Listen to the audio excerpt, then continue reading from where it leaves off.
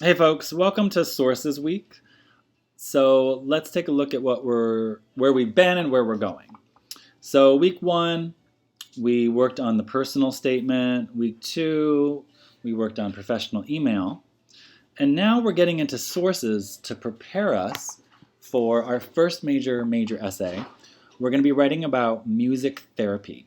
And we start that essay next week, right? We'll brainstorm, we'll write some paragraphs, we'll write some claims, right? So we'll build that essay together in pieces, right? I'm not going to ask you just turn in the draft, right? We'll work on it first in pieces, and then we'll have a draft due, and then we'll have the final due.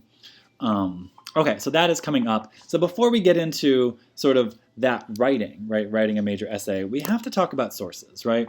Because if we're using bad sources, or if we're using sources that aren't reliable or aren't credible, that really brings our authority down, right? So I think this is why I always start with, a week on sources, because, you may be the best writer, but if the sources you're using are crappy, right? Like it just brings down your authority. So let's look at this week. You have a few things due. You've got this assignment, thinking like a journalist, a small assignment, objective media gathering, and then a discussion. So I'm going to start by looking at the thinking like a journalist assignment, and I'll demo how to complete this assignment. So to do that, you need to read this evaluating sources. Because to think like a journalist, you have to be able to evaluate sources. So click on this, and you'll see this is one method of source evaluation. There's many. I just think this is the easiest and the easiest to remember because it's called CRAP. So CRAP, right, it's current, reliable, authoritative, purpose, right? Those are the 4 things a source should have. So let's break that down. A source should be current. Absolutely. But, right, current isn't the most important thing. I think purpose of a source is the most important thing. But think of it this way. You don't want a medical article, on COVID from like 3 years ago. You want the latest, right? Because we have like new variants. So you want more like sciencey or STEM topics to be much more current, right? Last couple of years, right? Versus like a humanities article or book can be, 10 years, 20 years old. It's fine, right? We haven't discovered anything new about Shakespeare, really. So a Shakespeare article from the 90s is great. A philosophy article from the 80s is probably great. Religious articles from the 90s, great. Does that make sense? So topics that are sort of like timeless or more humanities based, right? Like drama theories haven't changed very much, right? So any article on, drama theory or drama therapy from the 90s or 2000s, that's still good.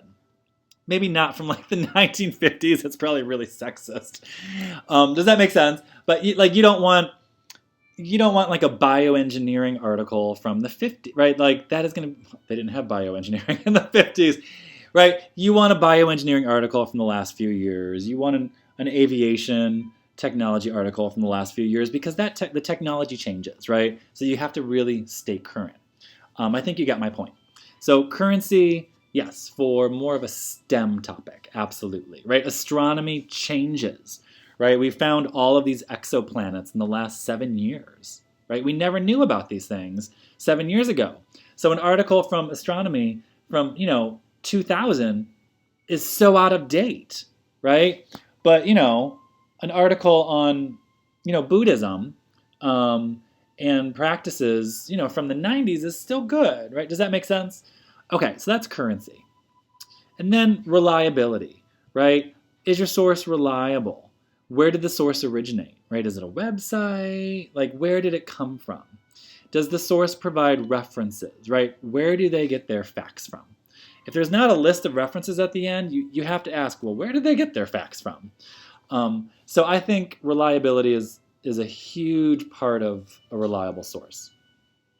A is for authority, right? Who's the author? do they have a doctorate? Do they have experience? You don't have to have a doctorate like me, folks, right? Like, the source just needs to show experience, right? Does it have experience of a topic, right? Did the person have direct experience? Do they know a lot about it, right? You don't have to have a degree. You just need to have experience, right? Or you can have both, right? A degree and experience, right? So that's, right, author, authority, right? And again, who published the information, right? Is it vetted, right? Is it a credible source, or is it a .com, right? Like, where did it come from? And finally, P is for purpose. What's the purpose of a source, right? And think of this in this way. The purposes can be to inform, to educate, but there can also be a more sinister purpose, right? To misinform, to disinformation, right? Misinformation, to lie to you, to sell you stuff, right? Or just to entertain you, right? So you really want to be careful about, well, what is the purpose? And a source can have various purposes, right? So for me, this is the most important one. I start here at the end. What is the purpose of a source, right? Okay, so use this reading, right, the CRAP method, and use that for this first assignment, thinking like a journalist. And so what I want you to do is to use that language, right? Use those concepts and think through, evaluate, and assess. I give you a bunch of sources here, right? So I want you to go through these sources and just do exactly what we did. Oh, is this current? Is this reliable? How do I know that? Is this authoritative? What's the purpose of this source? So let me give you some examples. Right, I could click on the second one, and I'm like, oh, the Christian Science Monitor, right? And I start looking. I look up the Christian Science Monitor. I look up the author of this article, and I might be thinking, oh, well, this is biased, right? It's a religious paper. It's what if I read a Buddhist newspaper, or right, like all these like it's a religion. But our reading media diet has a really interesting statement. Everything is biased, folks. It's not about bias so much. Saying something is biased is like saying water is wet. We know water is wet, right? Everything's got bias. So it's not so much is the CSM biased, it's about is it fact-checked, right? And this is an extremely fact-checked newspaper. How do I know that? I've plugged it into mediabiasfactcheck.com, which is in one of our readings. I've done a Wikipedia search. I've plugged this into Google Scholar, right? I triangulated. This is a very fact-checked source, right? Newspaper. So this is good, right? And also, like, who's the author? Well, they're a journalist. And then I look at who they're citing and who they're quoting. And they quote experts, right, in this reading. So I'm like, this is a great source, right? This is a really good source. So do you see how I designed these to be really tricky, complicated, messy sources? I designed these to trick you, right? So if you can't assess and evaluate complicated sources, God help us all, right? Like, we have to be able to do this, especially in the era of deep fakes, ChatGPT, right? All like sources are just getting more and more complex and complicated, right? So the purpose here is to inform, and it's reliable. It quotes experts, right? So that's how I might do my assessment. Okay, just going through a few more. Like, there's a Twitter source, and you're like, okay, right?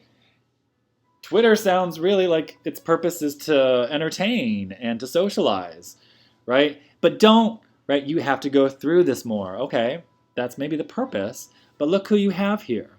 You have Wolf Blitzer. He's a major fact-check journalist representing a major fact-checked newspaper, right?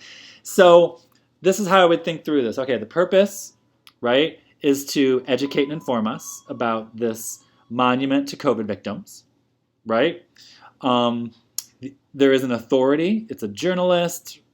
It's reliable because he's representing a major, right, fact-checked newspaper.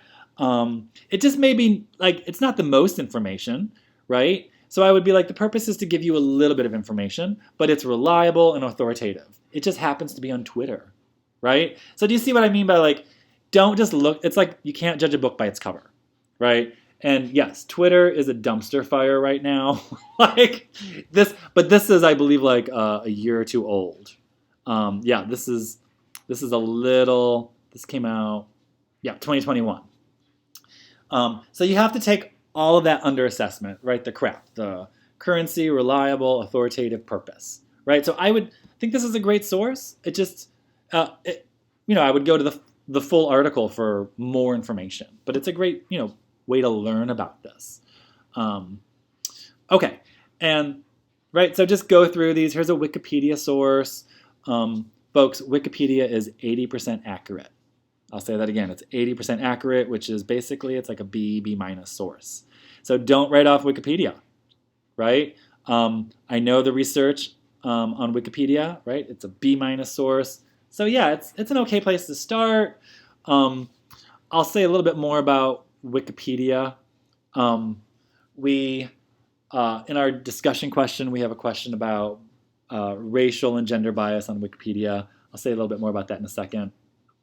And right, so just go through each of these, like, J is this, R is reliable because K is, the purpose is to inform. There is a content farm here.